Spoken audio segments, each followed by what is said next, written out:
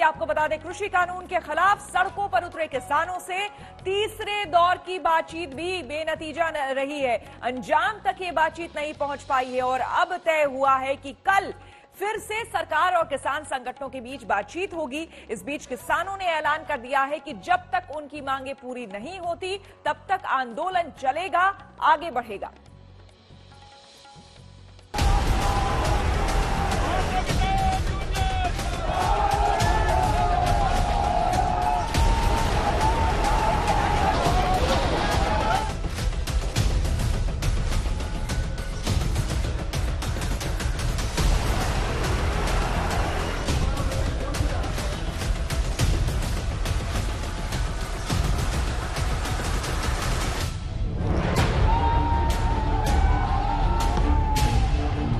ये आंदोलन रुकता हुआ नहीं दिख रहा है।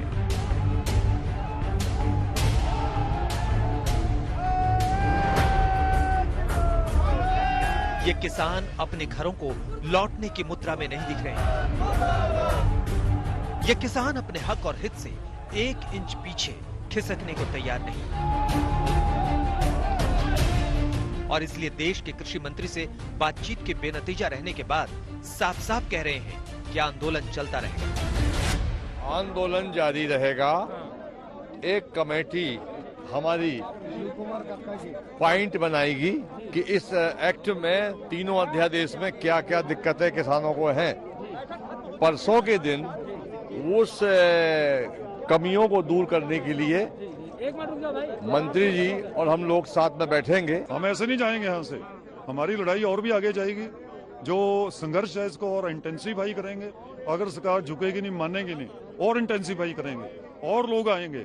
और आप देखो 2-4 दिन के अंदर जो दिल्ली है ना, इसके तमाम बॉर्डर सील हो जाएंगे। मंगलवार को किसानों और सरकार के बीच तीसरे दौर की बातचीत हुई। ये बैठक दोपहर करीब 3 बजे शुरू हुई। यहाँ सबसे पहले मंत्रियों ने नए कानून पर किसानों का एतराज सुना। इसके बाद सरकार की ओर से कृषि कानूनों को लेकर एक प्रेजेंटेशन दिया गया। इसके जरिए किसानों को एमएसपी और एपीएमसी समझाने की कोशिश की गई। प्रेजेंटेशन के बाद सरकार ने कृषि कानून पर एक कमेटी बनाने का प्रस्ताव रखा। सरकार ने प्रतिनिधियों की एक छोटी सी कमेटी बनाने का प्रस्ताव रखा। कमेटी में किसान, विशेषज्ञ और सरकारी प्रतिनिधि रखे जाने की बात कही गई, लेकिन किसान नेताओं ने कमेटी बनाने का प्रस्ताव ठुकरा दिया है। साथ ही वो कृषि कानून खारिज करने की अपनी मांग पर ही अड़े हैं। हम भी कमेटी बनाएंगे, इसमें एक्सपर्ट आएंगे, बुद्धिजीवी आएंगे, उनमें मीटिंग होगी, आप भी अपना पक्ष रखोगे। तो ऐसी बातें करके तो वो ठंडे बस्ते में डालने चाहती है, तो हम इस बात पर नहीं माने। बुधवार की मीटिंग होगी, उसमें फिर डिस्कशन होके अच्छा हल निकल जाएगा। तो हमने उनको बोला कि आप हमसे डेली क्लोज बाय क्लोज करिए, हमारी तैयारी है, आप एक्सपर्ट बुलाइए। कह रहे हम अपने एक्सपर्ट बुलाएंगे। हमने उनको बोला आप अपने एक्सपर्ट बुलाइए, हमसे डेली चर्चा कीजिए, कोई बात नहीं, हमारा आंदोलन तब तक चलेगा जब ये कृषि कानून जो आप लाए हैं इनको वापस ले लेंगे, हम आंदोलन वापस ले लेंगे। बातचीत तो बेनतीजा रही, सिवाय इस बात के कि 3 दिसंबर को दोपहर 12 बजे फिर से सरकार और किसान बातचीत के लिए बैठे। बहुत अच्छे वातावरण में चर्चा हुई और ये तय हुआ कि अब शेष चर्चा परसों होगी दोपहर में 12 बजे। आपने फार्मर्स को ये बताने की कोशिश करी कि ये कानून उनके खिलाफ नहीं है? हमने उनको बताने की कोशिश की। हमने ये भी कहा छोटी कमेटी बना दो और उसमें डिस्कशन कर लो, लेकिन वो सब लोग का मत ये था कि भाई सभी लोग मिलकर बात करेंगे। तो हमने कहा हमें कोई आपत्ति नहीं है, सब लोग मिलकर बात करेंगे। जो आए थे आज मीटिंग में, जो आज आए थे वो। किसानों की जिद है कि वो एमएसपी की अपनी मांग पूरी करवा कर रही है। इसके लिए वो पुलिस और प्रशासन से तकरार नहीं बल्कि प्यार से अपने लिए रास्ता मांग रहे हैं, ताकि दिल्ली को अपनी मांग सुना सके।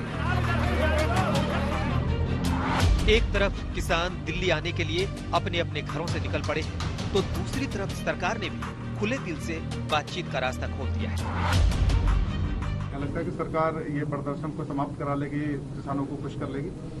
स्वाभाविक रूप से हम तो किसान भाइयों को आग्रह करते ही है कि वो आंदोलन स्थगित करें और वार्ता के लिए आए, लेकिन ये फैसला करना किसान यूनियन पर और किसानों पर निर्भर है। किसानों से बातचीत के लिए सरकार पहले से तैयार दिख रही है।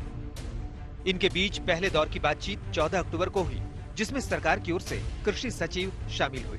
दूसरे दौर की बातचीत 13 नवंबर को हुई, जिसमें कृषि मंत्री नरेंद्र तोमर खुद शामिल थे। तीसरे दौर की बातचीत 1 दिसंबर यानी आज हुई, जिसमें कृषि मंत्री तोमर, रेल मंत्री पीयूष गोयल और वाणिज्य राज्य मंत्री सोम प्रकाश मौजूद रहे। और अब चौथे दौर की बातचीत होगी तो उम्मीद है कि कोई रास्ता निकले। तीसरे दौर की बातचीत से एक दिन पहले ही प्रधानमंत्री मोदी साफ कर चुके हैं कि किसान उनके लिए कितने अहम हैं। दशकों का छलावा किसानों को आशंकित करता है। किसानों का दोष नहीं है, लेकिन मैं देशवासियों को कहना चाहता हूं, मैं मेरे किसान भाई बहनों को कहना चाहता हूं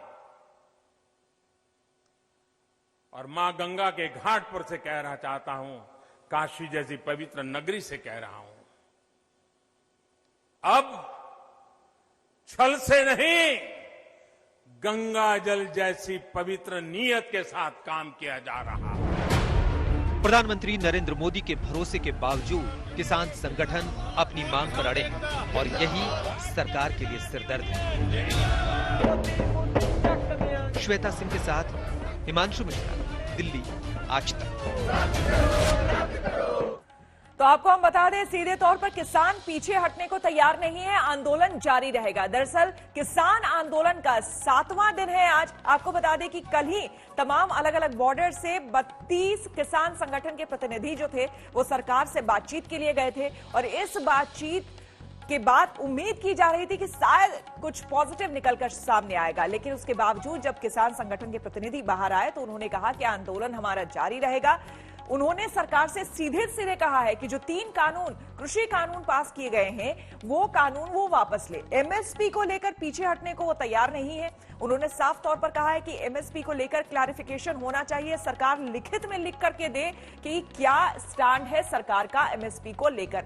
साथ ही साथ आपको हम ये भी बता दें कि अब अगले राउंड की बातचीत कल होने वाली है। सरकार ने किसानों को ये भी एक तरह से पेशकश की थी कि आप एक समिति बनाएं और उसके जरिए फिर आगे हम बातचीत करेंगे, ये बातचीत जारी रहेगी, आप अपना आंदोलन वापस ले लीजिए। लेकिन फिलहाल जो तस्वीर सामने निकल कर आ रही है उसमें अब तैयारी हो रही है एक लंबी लड़ाई की, क्योंकि हरियाणा से खबरें आ रही है कि घर घर से कम एक परिवार का सदस्य इस आंदोलन में शामिल हो और राशन, दवाइयां सब कुछ जमा की जा रही है एक लंबे तैयारी के साथ। इस आंदोलन को आगे बढ़ाने की सरकार के लिए बहुत बड़ी चुनौती है। आपको बता दें कि किसानों के तेवर क्योंकि नरम नहीं हो रहे हैं, वो अपनी मांगों से रत्ती भर भी पीछे हटने को तैयार नहीं है और ना ही आंदोलन रोकने को तैयार है। इसके कारण हरियाणा और उत्तर प्रदेश से दिल्ली को जाने वाली सारी सड़कें दिल्ली के बॉर्डर पर ठहर जा रही है।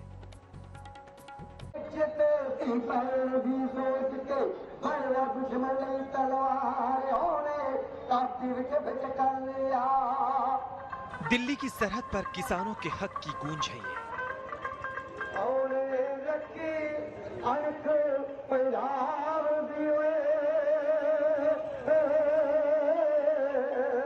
इसमें कोई तीखापन नहीं है, बल्कि शांति और संयम में लिपटा वो आत्मविश्वास है कि किसान अपना हक लेकर रहेंगे। उसमें कोई हल नहीं निकला। हमारे को किसानों को समझा रहे हैं भी जो हमने कानून पास किए हैं ये अच्छे हैं, लेकिन एक किसान आजकल जो पढ़ा लिखा है इसको मालूम है कि ये जो हमारे मौत के वारंट है, हमारा मंडीकरण टूट जाएगा, हमारा बिजली बोर्ड टूट जाएगा, ये सानू मंजूर नहीं गा। किसान विरोधी बिल लेकर आई है, उनको वापस करवाने का। जब तक सरकार उन तीनों बिलों को वापस नहीं करेगी हम यहाँ से जाने वाले नहीं। संगीत में रस होता है, लेकिन इस गीत संगीत के बीच भी किसानों की जिंदगी में रस नहीं है। एक डर है कि नया कृषि कानून उनका हक मार डालेगा। उनकी फसल की पूरी लागत भी नहीं निकलेगी, पूरी कमाई नहीं आएगी, इसलिए इस ठंड में वो सड़क पर आ डटे हैं। अभी जो फैसला होगा वो जितने लोग आए हैं इतने ही परसों वाली मीटिंग पे आएंगे। जो आज भी हुआ 5 लोग आगे थे वो बात कर रहे थे, ऐसे ही चलेगा। आप लोगों की बात सुनी गई पूरी, या आपको लग रहा है जो सवाल आपके थे वो नहीं सुने गए? नहीं, बात तो सुनी गई है पर उसका कोई हल नहीं दिखा। हाँ, क्वेश्चन तो कर दिए है ना, कोई आंसर नहीं मिला।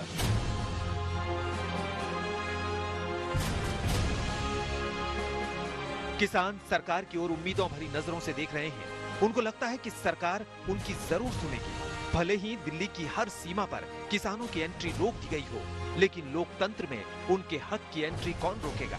इसलिए हर सीमा उनके सवालों से सुलग रही है। सरकारें कभी बड़ी नहीं होती, लोग बड़े होते हैं। क्यों ना सरकार मानेगी?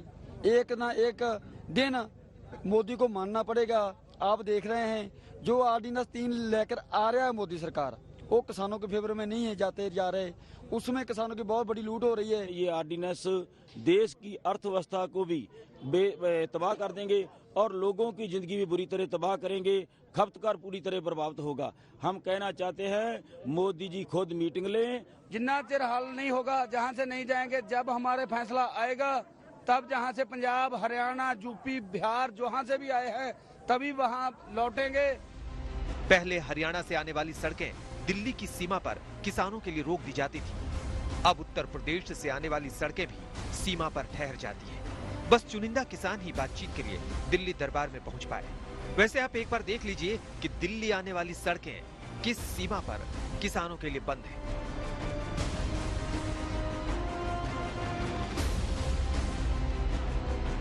दिल्ली से टिकरी बॉर्डर पर किसान जोश जुनून के साथ डटे हैं। वहीं सिंघू बॉर्डर पर किसानों का सबसे ज्यादा जमावड़ा है। वो पंजाब और हरियाणा के अपने घरों से निकलकर दिल्ली आ रहे हैं, तो इसलिए कि ठिठुरती रात में अपना खून पसीना बहाकर जो फसल उगाते हैं उसकी उचित कीमत मिले। सरकार को हमने पहले ही हमारी मांगों का चार्ट दे रखा है। 3 जो जमीन का हमारी खेती के कानून उन्होंने हमारे खिलाफ बना रखे हैं, उन्होंने रद्द करने के लिए, और हमारी फसल की खरीदारी के लिए गारंटी का कानून बने उसके लिए।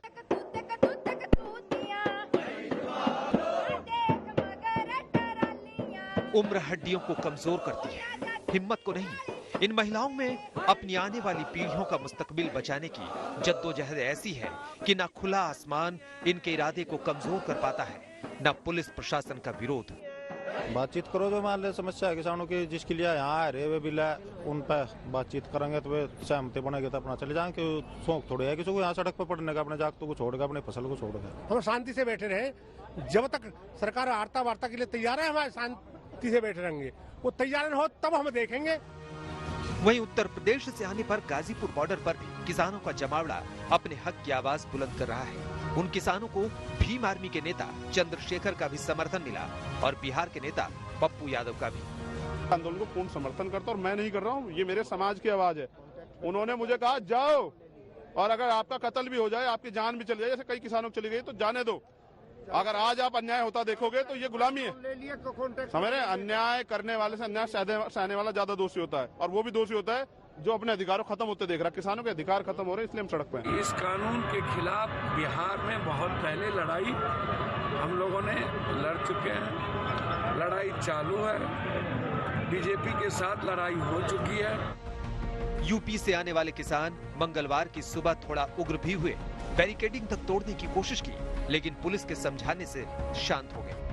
वैसे तो भारत सरकार के मंत्रियों के साथ बातचीत में पंजाब और हरियाणा के किसानों के प्रतिनिधि शामिल हुए, लेकिन बातचीत के बावजूद वो बॉर्डर पर अपने हक और हित को लेकर डटे हुए हैं। तनुश्री पांडे के साथ अशोक सिंघल, दिल्ली, आज तक। तो किसान टस से मस नहीं हो रहे हैं, अपनी बात पर अडिग हैं। इस ठंड में अगर किसान सड़क पर खड़े हैं, अगर वो अपने आंदोलन पर अड़े हैं, तो इसलिए कि उनको लगता है कि कृषि कानून उनके खिलाफ जाता है। किसान, खास करके पंजाब और हरियाणा के किसान, न्यूनतम समर्थन मूल्य यानी कि एमएसपी पर पीछे हटने को कतई राजी नहीं है।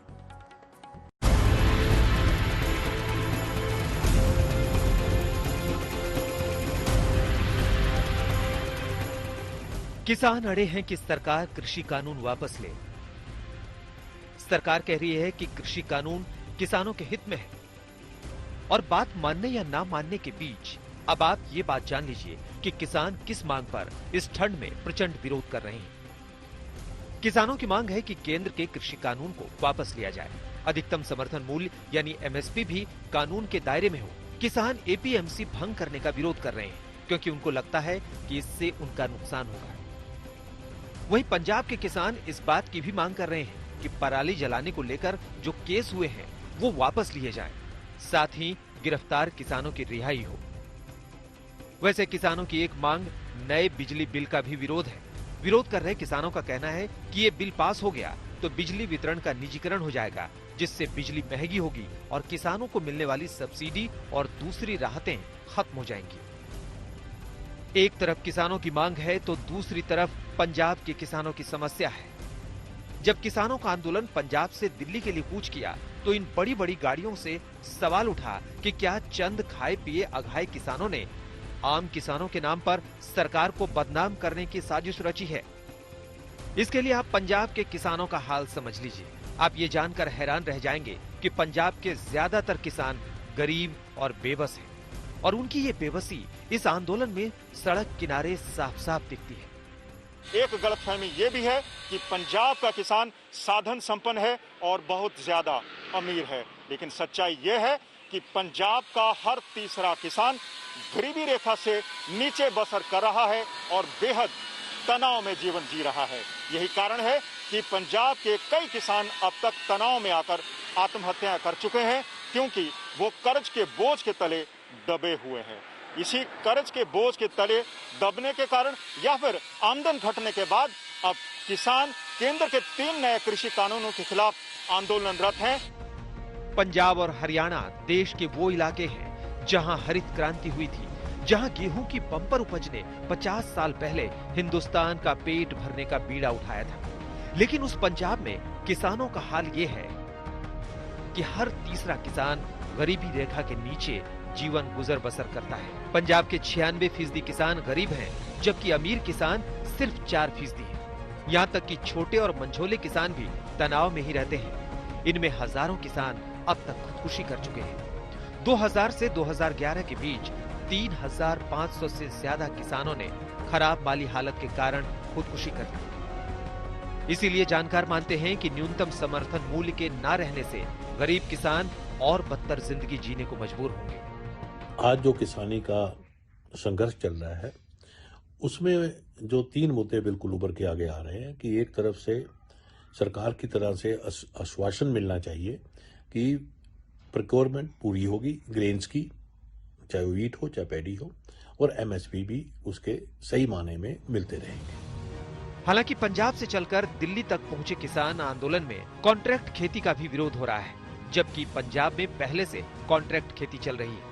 4 हेक्टेयर से कम जोत से ज्यादातर किसानों की जमीन को किराए पर लेकर बड़े किसान खेती कराते हैं। इस बीच पंजाब ही नहीं बल्कि पूरे देश में किसानों की जोत छोटी हो रही है। इसके कारण छोटे किसान या तो अपनी जमीन बेच रहे हैं या बड़े किसानों को किराए पर दे रहे हैं। लेकिन बात एमएसपी पर अटकी हुई है तो इसलिए कि हरियाणा और पंजाब के ज्यादातर किसानों की आमदनी उससे सीधी जुड़ी है। एक अनुमान के मुताबिक सरकार किसानों से जो अनाज एमएसपी पर खरीदती है उसका 90% तक पंजाब और हरियाणा के किसानों से आता है। अब किसान इन सारे सवालों के बीच अपने लिए एक ऐसा जवाब मांगने दिल्ली के दरबार में आए हैं जो उनके बच्चों की बेहतरी का रास्ता खोल सके। दिल्ली में अरविंद ओझा के साथ मंजीत सहगल, चंडीगढ़, आज तक। दिल्ली की सीमाओं पर देश के जवान और देश के किसान दोनों जमा हैं। हरियाणा में तो कई गांव के किसान पूरा का पूरा गांव खाली करके पहुंच गए हैं। गांव में सन्नाटा पसरा है। दूसरी तरफ इन किसानों के लिए हरियाणा में खाप पंचायतों ने अपने समर्थन का ऐलान कर दिया है।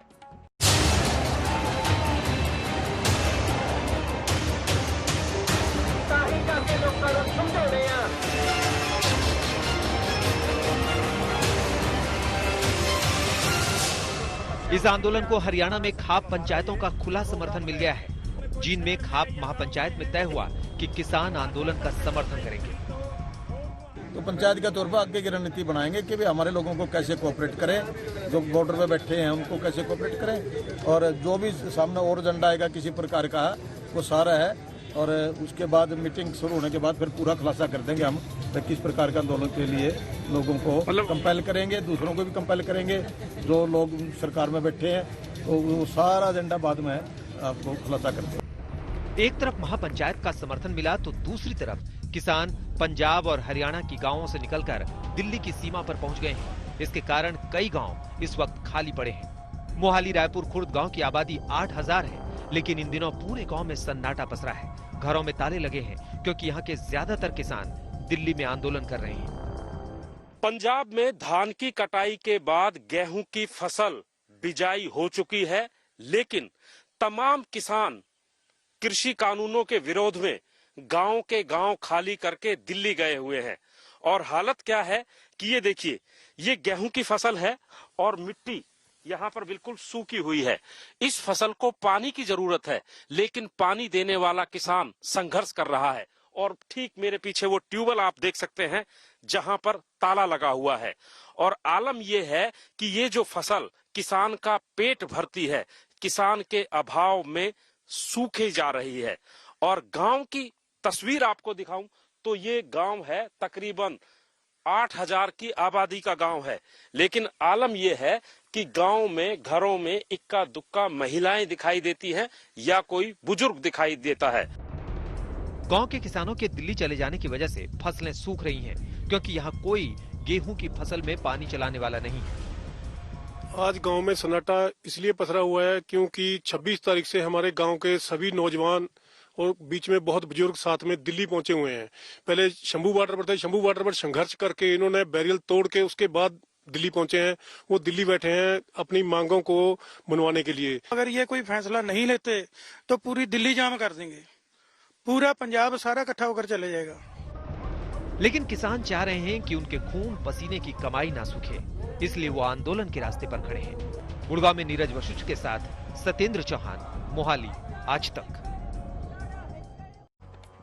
कृषि सुधार कानून पर फूटे किसानों के गुस्से को शांत कराने के लिए केंद्र सरकार एक्शन में आ गई है।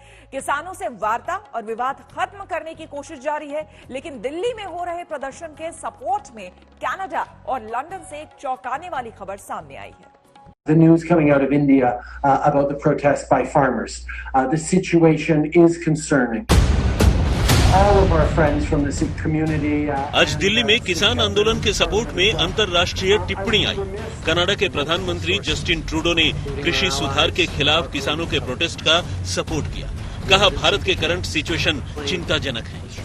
Canada will always be there to defend the right of peaceful protest. We believe in the importance of dialogue, and that's why we've reached out through multiple means directly to the Indian authorities to highlight our concerns. Hey everyone, Waheguru Ji Ka Khalsa, Waheguru Ji Ki Fateh. Well, Canada के प्रधानमंत्री Trudeau ने ये प्रतिक्रिया गुरु नानक जयंती पर आयोजित एक कार्यक्रम में सिख कम्युनिटी के बीच कही थी।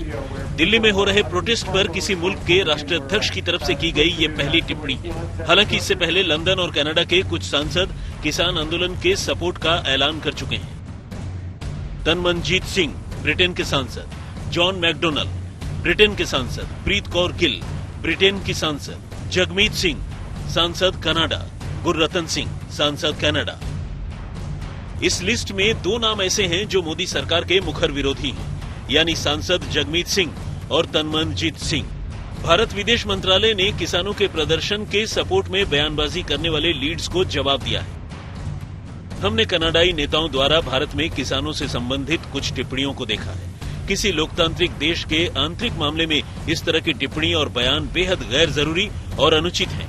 हमारा मानना है कि राजनीतिक वार्तालापों को राजनीतिक उद्देश्यों की पूर्ति के लिए गलत तरीके से प्रस्तुत नहीं किया जाना चाहिए। कनाडा और ब्रिटेन में प्रोटेस्ट कर रहे किसानों के समर्थन में उठ रही आवाज के पीछे बड़ी संख्या में पंजाब के लोगों का वहां बसे होना है। माना जा रहा है कि सपोर्ट के पीछे पॉलिटिकल एंगल भी एक वजह है। वहीं विदेश मंत्रालय से पहले बीजेपी लीडर राम माधव भी भारत के इंटरनल मैटर में दखलंदाजी पर सवाल उठा चुके हैं। आज तक ब्यूरो।